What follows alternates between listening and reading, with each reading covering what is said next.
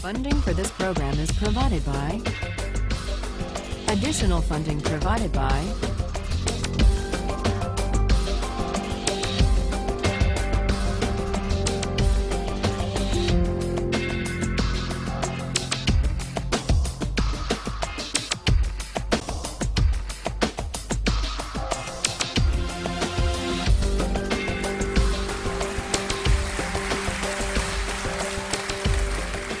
This is a course about justice, and we begin with a story. Suppose you're the driver of a trolley car, and your trolley car is hurtling down the track at 60 miles an hour, and at the end of the track you notice 5 workers working on the track. You try to stop, but you can't. Your brakes don't work. You feel desperate because you know that if you crash into these 5 workers, they will all die. Let's assume you know that for sure. And so you feel helpless until you notice that there is, off to the right, a side track. And at the end of that track, there's one worker working on the track. Your steering wheel works, so you can turn the trolley car, if you want to, onto the side track, killing the one, but sparing the 5. Here's our first question. What's the right thing to do? What would you do? Let's take a poll. How many would turn the trolley car onto the side track? Raise your hands. How many wouldn't? How many would go straight ahead? Keep your hands up, those of you who would go straight ahead. A handful of people would. The vast majority would turn. Let's hear first. Now we need to begin to investigate the reasons why you think it's the right thing to do. Let's begin with those in the majority who would turn to go onto the side track. Why would you do it? What would be your reason? Who's willing to volunteer a reason? Go ahead, stand up. Because it can't be right to kill 5 people when you can only kill 1 person instead. It wouldn't be right to kill 5 if you could kill 1 person instead. That's a good reason. That's a good reason. Who else? Does everybody agree with that reason? Go ahead. Well, I was thinking it was the same reason on 9/11. We regard the people who flew the plane into the Pennsylvania field as heroes because they chose to kill the people in the plane and not kill more people in big buildings. So the principle there was the same on 9/11. It's a tragic circumstance, but better to kill 1 and so that 5 can live? Is that the reason most of you had, those of you who would turn? Yes? Let's hear now from those in the minority, those who wouldn't turn. Yes? Well, I think that's the same type of mentality that justifies genocide and totalitarianism. In order to save one type of race, you wipe out the other. So what would you do in this case? You would, to avoid the horrors of genocide, you would crash into the 5 and kill them? Presumably, yes. You? Yeah. Okay, who else? That's a brave answer. Thank you. Let's consider another trolley car case and see whether those of you in the majority want to adhere to the principle, better that 1 should die so that 5 should live. This time you're not the driver of the trolley car, you're an onlooker. You're standing on a bridge overlooking a trolley car track. And down the track comes a trolley car. At the end of the track are 5 workers. The brakes don't work. The trolley car is about to careen into the 5 and kill them. And now, you're not the driver. You really feel helpless until you notice standing next to you, leaning over the bridge, is a very fat man. And you could give him a shove. He would fall over the bridge, onto the track, right in the way of the trolley car. He would die, but he would spare the 5. Now, how many would push the fat man over the bridge? Raise your hand. How many wouldn't? Most people wouldn't. Here's the obvious question. What became of the principle?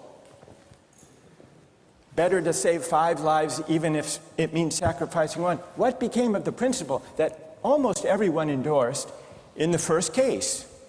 I need to hear from someone who was in the majority in both cases. How do you explain the difference between the two? Yes? The second one, I guess, involves an active choice of pushing the person down, which I guess that person himself would otherwise not have been involved in this situation at all. And so to choose on his behalf, I guess, to involve him in something that he otherwise would have escaped is, I guess, more than what you have in the first case, where the 3 parties, the driver and the 2 sets of workers are already, I guess, in the situation. But the guy working, the one on the track off to the side, he didn't choose to sacrifice his life any more than the fat man did he? That's true, but he was on the tracks, and you... This guy was on the bridge. Go ahead, you can come back if you want. All right, it's a hard question. All right, you did well. You did very well. It's a hard question. Who else can find a way of reconciling the reaction of the majority in these 2 cases? Yes? Well, I guess in the first case, where you have the 1 worker and the 5, it's choice between those 2, and you have to make a certain choice, and people are going to die because of the trolley car, not necessarily because of your direct actions. The trolley car is a runaway thing, and you're making a split-second choice, whereas pushing the fat man over is an actual act of murder on your part. You have control over that, whereas you may not have control over the trolley car. So I think it's a slightly different situation. All right, who has a reply? No, that's good. Who has a way, who wants to reply? Is that a way out of this? I don't think that's a very good reason, because you choose to, it's either way you have to choose who dies, because you either choose to turn and kill the person, which is an active conscious thought to turn, or you choose to push the fat man over, which is also an active conscious action. So either way you're making a choice. Do you want to reply? Well, I'm not really sure that that's the case. It just still seems kind of different, the act of actually pushing someone over onto the tracks and killing him. You are actually killing him yourself. You're pushing him with your own hands. You're pushing him. And that's Right. different than steering something that is going to cause death into another. You know, it doesn't good. really sound right saying it now. No, it's good. But I'm up here. It's good. What's your name? Andrew. Andrew. Let me ask you this question, Andrew. Yes. Suppose, standing on the bridge next to the fat man, I didn't have to push him. Suppose he were standing over a trap door that I could open by turning a steering wheel like that.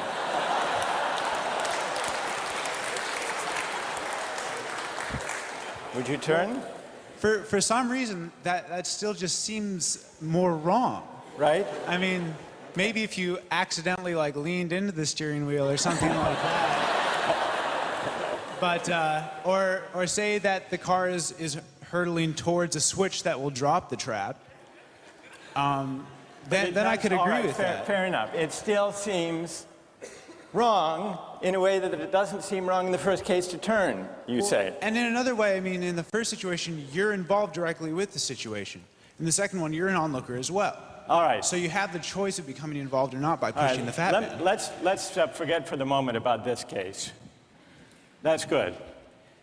Let's imagine a different case. This time you're a doctor in an emergency room, and 6 patients come to you. They've been in a terrible trolley car wreck. 5 of them sustained moderate injuries. 1 is severely injured. You could spend all day caring for the 1 severely injured victim, but in that time the 5 would die. Or you could look after the 5, restore them to health, but during that time the 1 severely injured person would die. How many would save the 5? Now is the doctor. How many would save the 1? Very few people. Just a handful of people. Same reason, I assume. 1 life versus 5? Now consider another doctor case. This time you're a transplant surgeon, and you have 5 patients, each in desperate need of an organ transplant in order to survive. 1 needs a heart, 1 a lung, 1 a kidney, 1 a liver, and the 5th, a pancreas. And you have no organ donors. You are about to see them die. And then it occurs to you that in the next room, there's a healthy guy who came in for a checkup. And he's... You like that? And he's taking a nap.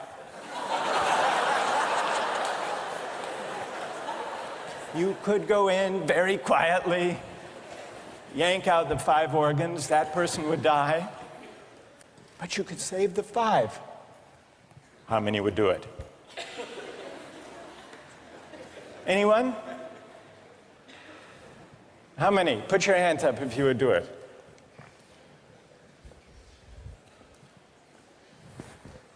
Anyone in the balcony? You would? Be careful, don't lean over too much. What? How many wouldn't? All right, what do you say? Speak up in the balcony, you who would yank out the organs. Why? I'd actually like to explore a slightly alternate possibility of just taking the 1 of the 5 who needs an organ who dies first, and using their 4 healthy organs to save the other 4. That's a pretty good idea. That's a great idea, except for the fact that you just wrecked the philosophical point. Well, let's step back from these stories and these arguments to notice a couple of things about the way the arguments have begun to unfold. Certain moral principles have already begun to emerge from the discussions we've had. And let's consider what those moral principles look like. The first moral principle that emerged in the discussion said, the right thing to do, the moral thing to do, depends on the consequences that will result from your action. At the end of the day, better that 5 should live, even if 1 must die. That's an example of consequentialist moral reasoning. Consequentialist moral reasoning locates morality in the consequences of an act, in the state of the world that will result from the thing you do. But then we went a little further, we considered those other cases, and people weren't so sure about consequentialist moral reasoning. When people hesitated to push the fat man over the bridge or to yank out the organs of the innocent patient, people gestured toward reasons having to do with the intrinsic quality of the act itself, consequences be what they may. People were reluctant. People thought it was just wrong, categorically wrong, to kill a person, an innocent person, even for the sake of saving 5 lives. At least people thought that in the second version of each story we considered. So this points to a second categorical way of thinking about moral reasoning. Categorical moral reasoning locates morality in certain absolute moral requirements, certain categorical duties and rights, regardless of the consequences. We're going to explore in the days and weeks to come the contrast between consequentialist and categorical moral principles. The most influential example of consequential moral reasoning is utilitarianism, a doctrine invented by Jeremy Bentham, the 18th century English political philosopher. The most important philosopher of categorical moral reasoning is the 18th century German philosopher Immanuel Kant. So we will look at those two different modes of moral reasoning, assess them, and also consider others. If you look at the syllabus, you'll notice that we read a number of great and famous books. Books by Aristotle, John Locke, Immanuel Kant, John Stuart Mill, and others. You'll notice, too, from the syllabus that we don't only read these books. We also take up contemporary political and legal controversies that raise philosophical questions. We will debate equality and inequality, affirmative action, free speech versus hate speech, same-sex marriage, military conscription, a range of practical questions. Why? Not just to enliven these abstract and distant books, but to make clear, to bring out what's at stake in our everyday lives, including our political lives, for philosophy. And so we will read these books, and we will debate these issues, and we'll see how each informs and illuminates the other. This may sound appealing enough, but here I have to issue a warning. And the warning is this: to read these books in this way, as an exercise in self-knowledge, to read them in this way carries certain risks. Risks that are both personal and political. Risks that every student of political philosophy has known. These risks spring from the fact that philosophy teaches us and unsettles us by confronting us with what we already know. There's an irony. The difficulty of this course consists in the fact that it teaches what you already know. It works by taking what we know from familiar, unquestioned settings and making it strange. That's how those examples worked. The hypotheticals with which we began, with their mix of playfulness and sobriety. It's also how these philosophical books work. Philosophy estranges us from the familiar, not by supplying new information, but by inviting and provoking a new way of seeing. But, and here's the risk, once the familiar turns strange, it's never quite the same again. Self-knowledge is like lost innocence.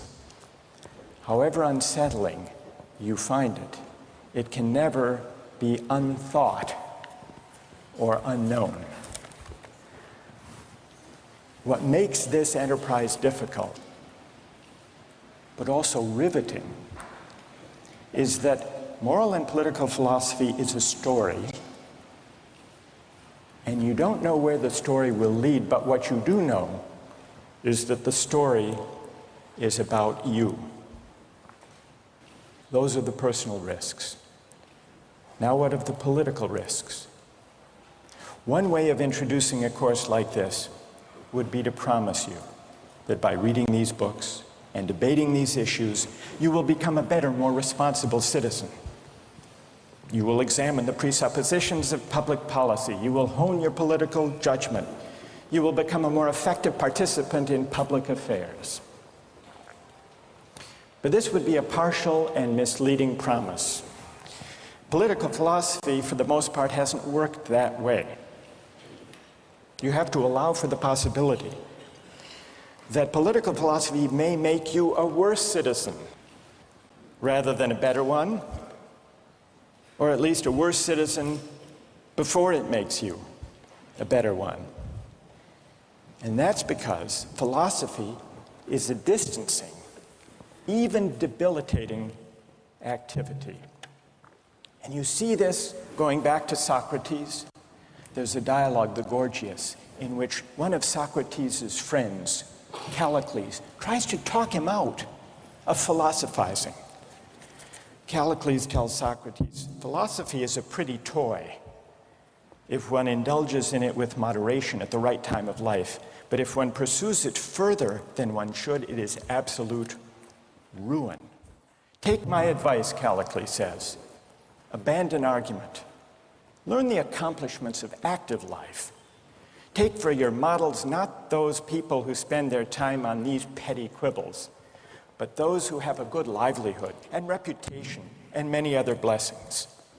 So Callicles is really saying to Socrates, quit philosophizing, get real, go to business school.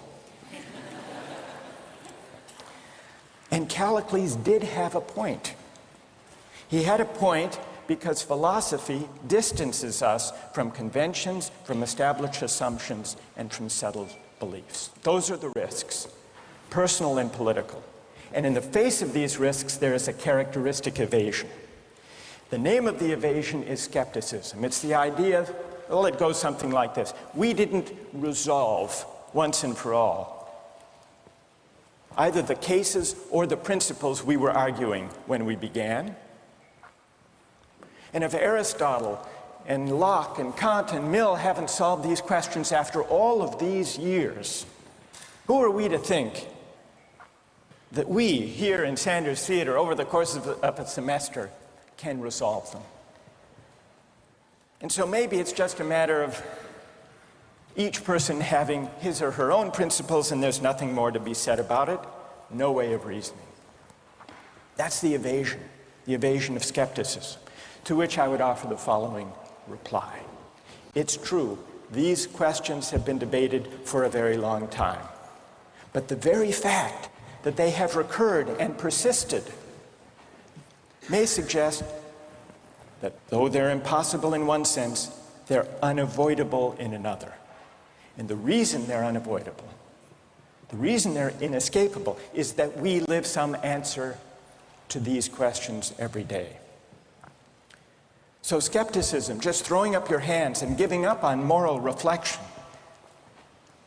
is no solution. Immanuel Kant described very well the problem with skepticism when he wrote, "Skepticism is a resting place for human reason, where it can reflect upon its dogmatic wanderings, but it is no dwelling place for permanent settlement.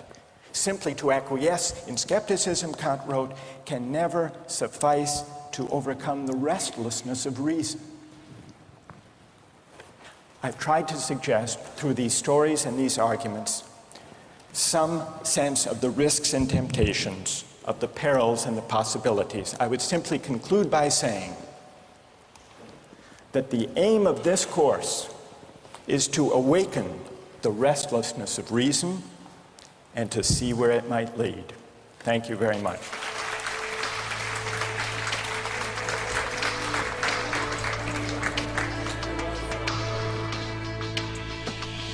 Like, in a situation that desperate, you have to do what you have to do to survive. You have to do what you have to do. You got to do what you got to do, pretty much. If you've been going 19 days without any food, someone just has to take the sacrifice. Someone has to make the sacrifice, and people can survive. All right, that's good. What's your name? Marcus. Marcus. What do you say to Marcus?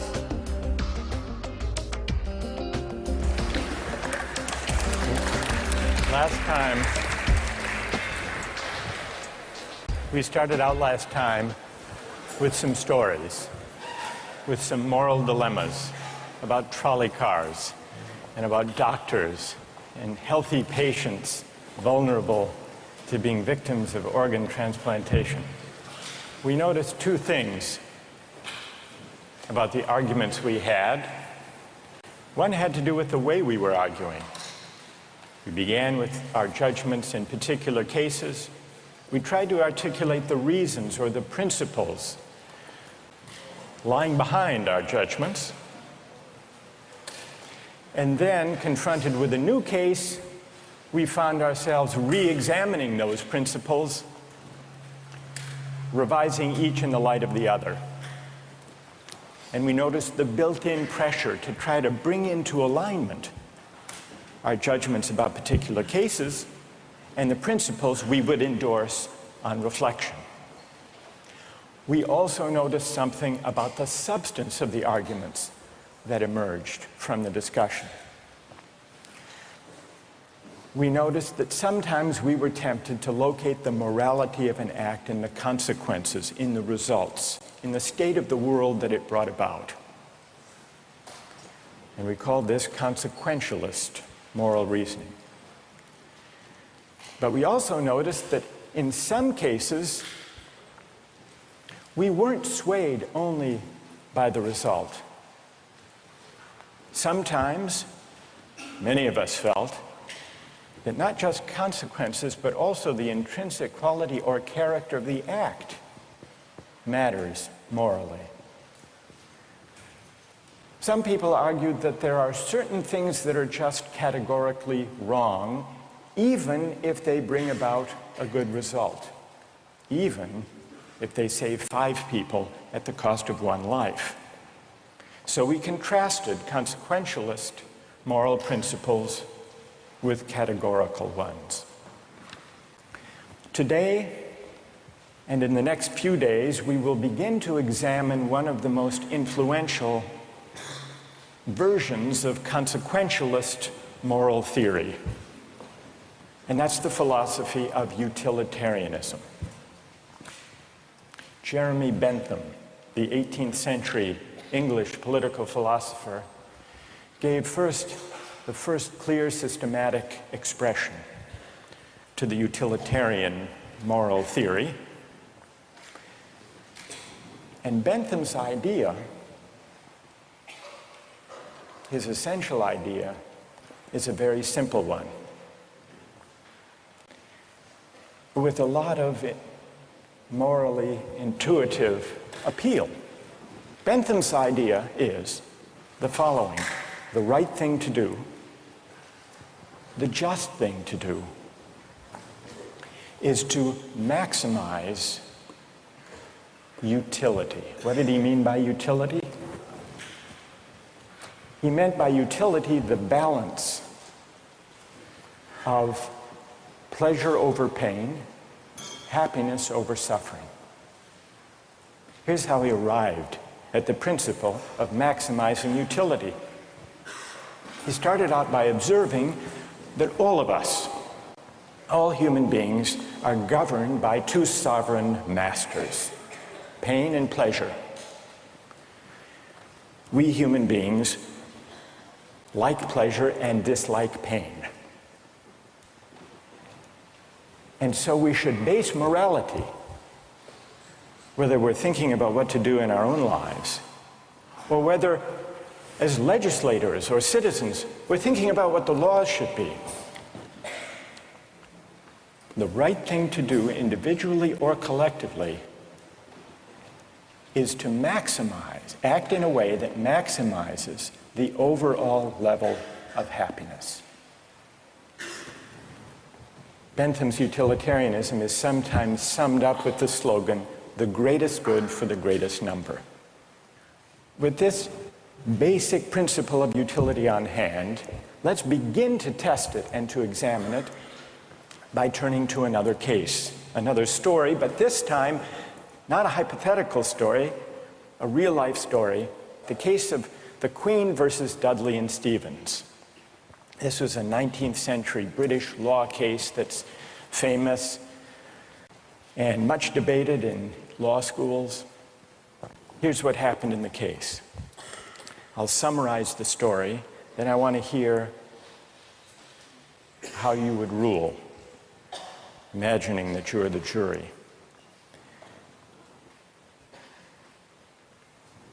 A newspaper account of the time described the background. A sadder story of disaster at sea was never told than that of the survivors of the yacht Mignonette. The ship foundered in the South Atlantic, 1,300 miles from the Cape. There were 4 in the crew. Dudley was the captain, Stevens was the first mate, Brooks was a sailor, all men of excellent character, or so the newspaper account tells us. The 4th crew member was the cabin boy, Richard Parker, 17 years old. He was an orphan. He had no family, and he was on his first long voyage at sea. He went, the news account tells us, rather against the advice of his friends. He went in the hopefulness of youthful ambition, thinking the journey would make a man of him. Sadly, it was not to be. The facts of the case were not in dispute. A wave hit the ship, and the Mignonette went down. The 4 crew members escaped to a lifeboat. The only food they had were 2 cans of preserved turnips, no fresh water. For the first 3 days, they ate nothing. On the 4th day, they opened one of the cans of turnips and ate it. The next day, they caught a turtle. Together with the other can of turnips, the turtle enabled them to subsist for the next few days, and then for 8 days, they had nothing. No food, no water. Imagine yourself in a situation like that. What would you do? Here's what they did. By now, the cabin boy, Parker, is lying at the bottom of the lifeboat in the corner because he had drunk seawater against the advice of the others, and he had become ill, and he appeared to be dying. So on the 19th day, Dudley, the captain, suggested that they should all have a lottery, that they should draw lots to see who would die to save the rest. Brooks refused. He didn't like the lottery idea. We don't know whether this was because he didn't want to take the chance or because he believed in categorical moral principles. But in any case, no lots were drawn. The next day, there was still no ship in sight, so Dudley told Brooks to avert his gaze, and he motioned to Stevens that the boy Parker had better be killed. Dudley offered a prayer. He told the boy his time had come, and he killed him with a penknife, stabbing him in the jugular vein. Brooks emerged from his conscientious objection to share in the gruesome bounty. For 4 days, the 3 of them fed on the body and blood of the cabin boy. True story. And then they were rescued. Dudley describes their rescue in his diary with staggering euphemism, quote, "On the 24th day, as we were having our breakfast, a ship appeared at last. The 3 survivors were picked up by a German ship. They were taken back to Falmouth in England, where they were arrested and tried. Brooks turned state's witness. Dudley and Stevens went to trial. They didn't dispute the facts. They claimed they had acted out of necessity. That was their defense. They argued, in effect, better that one should die so that 3 could survive. The prosecutor wasn't swayed by that argument. He said murder is murder, and so the case went to trial. Now imagine you are the jury, and just to simplify the discussion, put aside the question of law, and let's assume that you as the jury are charged with deciding whether what they did was morally permissible or not. How many would vote not guilty, that what they did was morally permissible?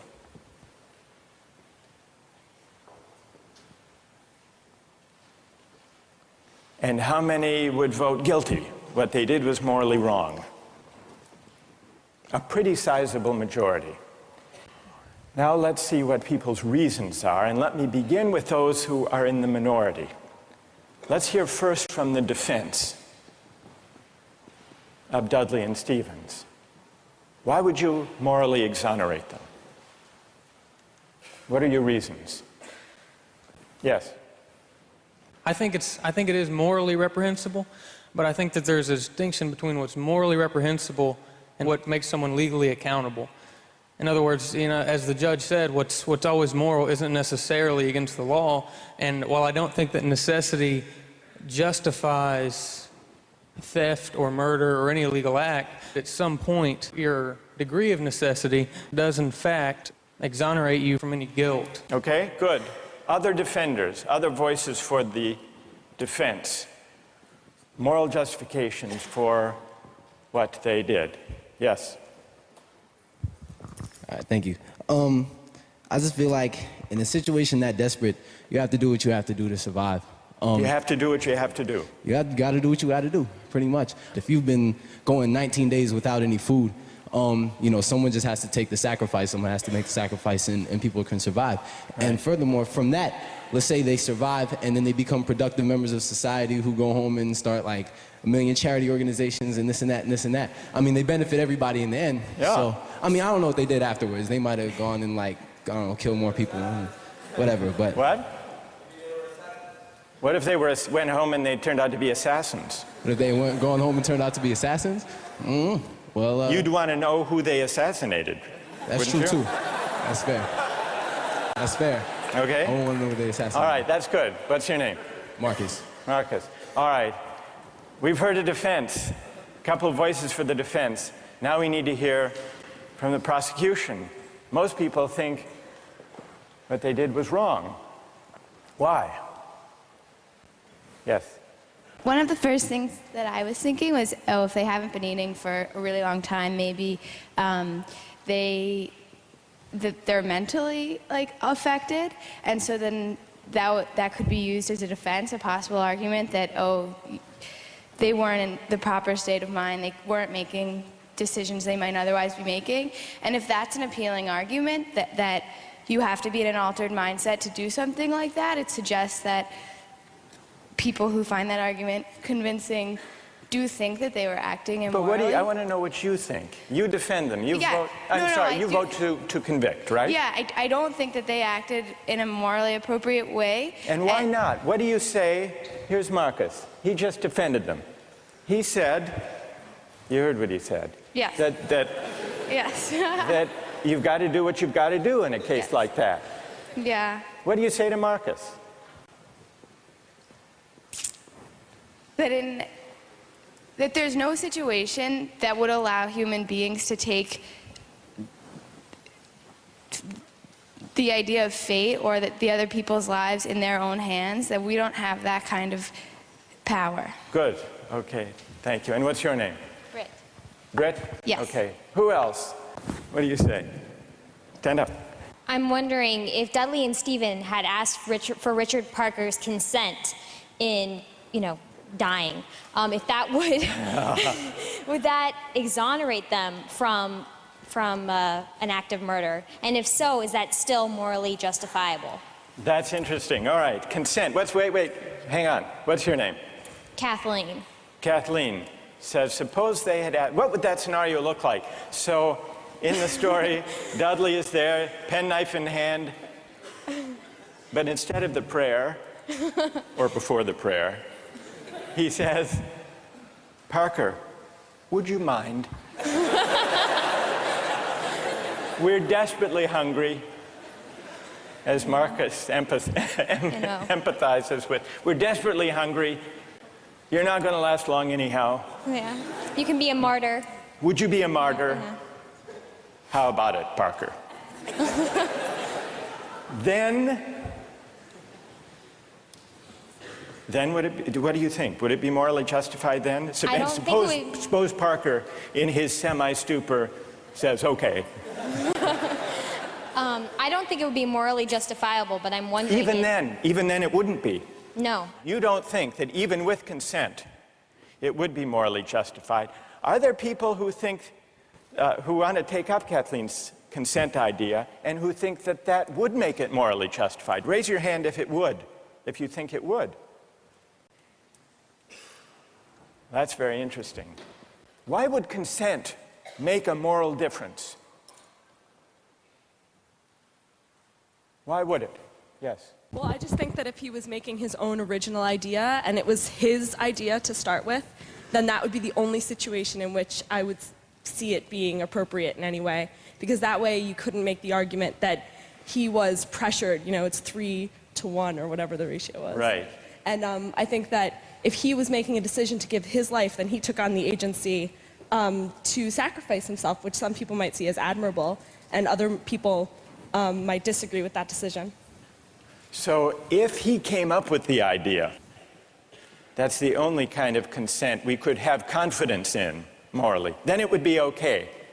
Otherwise, it would be kind of coerced consent under the circumstances, you think. Is there anyone who thinks that even the consent of Parker would not justify their killing him? Who thinks that? Yes, tell us why. Stand up. I think that Parker would be killed with the hope that the other crew members would be rescued. So there's no definite reason that he should be killed because you don't know when they're going to get rescued. So if you kill him, it's killing him in vain. Do you keep killing a crew member until you're rescued and then you're left with no one? Because someone's going to die eventually. Well, the moral logic of the situation seems to be that they would keep on picking off the weakest, maybe, one by one, until they were rescued. And in this case, luckily, they were rescued when 3 at least were still alive. Now, if Parker did give his consent, would it be all right, do you think, or not? No. No. It still wouldn't be right. And tell us why it wouldn't be all right. First of all, cannibalism, I believe, is morally incorrect. So you shouldn't be eating a human anyway. So cannibalism is morally objectionable as such. So then, even on the scenario of waiting until someone died, still it would be objectionable. Yes, to me personally. I feel like it all depends on one's personal morals, and like we can't sit here and just, like this is just my opinion. Of course, other people are going to disagree. But well, we'll see. Let's see what their disagreements are, and then we'll see if they have reasons that can persuade you or not. Let's try that. All right. Let's, now, is there someone who can explain, those of you who are tempted by consent, can you explain why consent makes such a moral difference? What about the lottery idea? Does that count as consent? Remember, at the beginning, Dudley proposed a lottery. Suppose that they had agreed to a lottery, then how many would then say it was all right? Suppose there were a lottery, cabin boy lost, and the rest of the story unfolded. Then how many people would say it was morally permissible? So the numbers are rising if we had a lottery. Let's hear from one of you for whom the lottery would make a moral difference. Why would it? I think the essential element in my mind that makes it a crime is the idea that they decided at some point that their lives were more important than his, and that, I mean, that's kind of the basis for really any crime, right? It's like my needs, my desires are more important than yours, and mine take precedent. And if they had done a lottery where everyone consented that someone should die, and it's sort of like they're all sacrificing themselves to save the rest, then it would be all right. A little grotesque, but... But morally permissible? Yes. And what's your name? Matt. So, Matt, for you, what bothers you is not the cannibalism, but the lack of due process. I guess you could say that. Right? And can someone who agrees with Matt say a little bit more about why a lottery would make it, in your view, morally permissible? Go ahead. The way I understood it originally was that was the whole issue, is that the cabin boy was never consulted. about whether or not something was going to happen to him, even with the original lottery, whether or not he would be a part of that. It was just decided that he was the one that was going to die. Right, that's what happened in the actual case. Right. But if there were a lottery and they'd all agreed to the procedure, you think that would be okay? Right, because then everyone knows that there's going to be a death. Whereas, you know, the cabin boy didn't know that this discussion was even happening.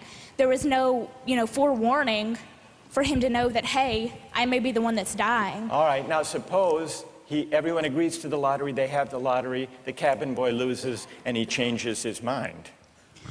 You've already decided. It's like a verbal contract. You can't go back on that. You've decided, the decision was made. You know, if you know that you're dying for the, you know, the reason for others to live, you would, if someone else had died, you know that you would consume them, so that's right. But then he could say, I know, but I lost. I just think that that's the whole moral issue, is that there was no consulting of the cabin boy, and that that's what makes it the most horrible, is that he had no idea what was even going on. That had he known what was going on, it would be a bit more understandable. All right, good. Now I want to hear, so there are some who think it's morally permissible, but only about 20%. Led by Marcus. Then there are some who say the real problem here is the lack of consent. Whether the lack of consent to a lottery, to a fair procedure, or, Kathleen's idea, lack of consent at the moment of death. And if we add consent, then more people are willing to consider the sacrifice morally justified. I want to hear now, finally, from those of you who think even with consent, even with a lottery, even with a final murmur of consent by Parker at the very last moment, it would still be wrong. And why would it be wrong? That's what I want to hear. Yes? Well, the whole time I've been leaning all towards the categorical moral reasoning. And I think that there's a possibility I'd be okay with the idea of a lottery and then the loser taking it into their own hands to kill themselves, so that there wouldn't be, you know, an act of murder. But I still think that even that way it's coerced. And also I don't think that there's any remorse. Like in Dudley's diary, we were eating our breakfast. It seems as though he's just sort of like, you know, the whole idea of not valuing someone else's life. So that makes me feel like I have to take the categorical. You want to throw the book at him Well, when he lacks remorse or a sense of having done anything wrong. right. So, all right, good. Any other defenders of who say it's just categorically wrong, with or without consent? Yes, stand up. Why? I think undoubtedly the way our society is shaped, murder is murder. Murder is murder in every way, and our society looks at murder down on it in the same light, and I don't think it's any different in any case. Good. Let me ask you a question. There were 3 lives at stake versus 1. Okay. The one, the cabin boy, he had no family, he had no dependents. These other 3 had families back home in England, they had dependents, they had wives and children. Think back to Bentham. Bentham says we have to consider the welfare, the utility, the happiness of everybody. We have to add it all up. So it's not just numbers 3 against 1. It's also all of those people at home. In fact, the London newspaper at the time and popular opinion sympathized with them, Dudley and Stephens. And the paper said if they weren't motivated by affection and concern for their loved ones at home and their dependents, surely they wouldn't have done this. Yeah, and how is that any different from people on a corner trying to have with the same desire to feed their family? I don't think it's any different. I think in any case, if I'm murdering you to advance my status, that's murder, and I think that we should look at that all in the same light instead of criminalizing certain activities and making certain things seem more violent and savage, when in the same case it's all the same. It's all the same act and mentality that goes into murder, necessity to feed your family. So suppose it weren't 3, suppose it were 30, 300. 1 life to save 300. Or in wartime, 3,000. Suppose the stakes are even bigger. Suppose the stakes are even bigger. I think it's still the same deal. you think Bentham is wrong to say the right thing to do is to add up the collective happiness? You think he's wrong about that? I don't think he's wrong, but I think murder is murder in any case. Yeah, well, then Bentham has to be wrong. If you're right, he's wrong. Okay, then he's wrong. All right. Right. Thank you. Well done. All right, let's step back from this discussion and notice how many objections have we heard to what they did. We heard some defenses of what they did. The defenses had to do with necessity, their dire circumstance, and, implicitly at least, the idea that numbers matter. And not only numbers matter, but the wider effects matter. Their families back home, their dependents. Parker was an orphan. No one would miss him. So if you add up, if you try to calculate the balance of happiness and suffering, you might have a case for saying what they did was the right thing. And then we heard at least 3 different types of objections. We heard an objection that said, what they did was categorically wrong. Mike here at the end, categorically wrong. Murder is murder, it's always wrong, even if it increases the overall happiness of society. A categorical objection. But we still need to investigate why murder is categorically wrong. Is it because even cabin boys have certain fundamental rights? And if that's the reason, where do those rights come from, if not from some idea of the larger welfare or utility or happiness? Question number 1. Others said a lottery would make a difference. A fair procedure, Matt said.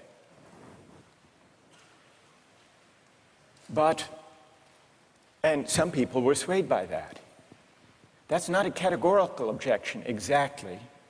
It's saying everybody has to be counted as an equal, even though at the end of the day, one can be sacrificed for the general welfare. That leaves us with another question to investigate. Why does agreement to a certain procedure, even a fair procedure, justify whatever result flows from the operation of that procedure? Question number 2. And question number 3, the basic idea of consent. Kathleen got us onto this.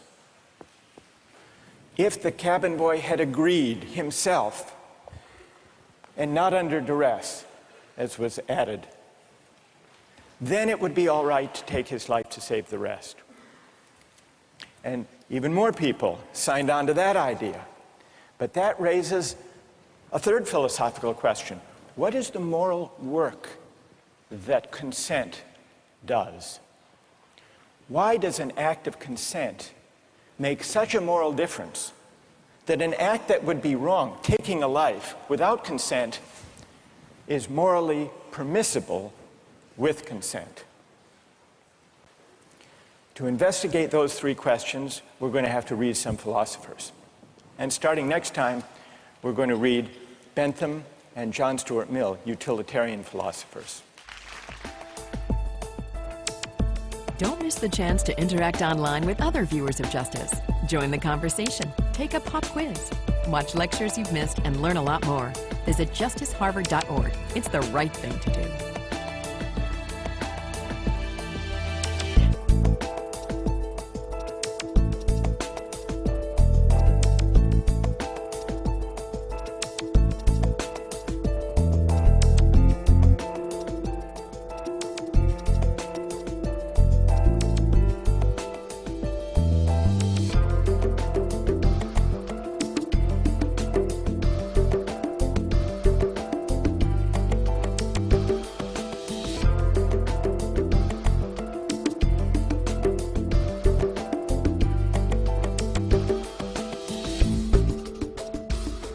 Funding for this program is provided by... Additional funding provided by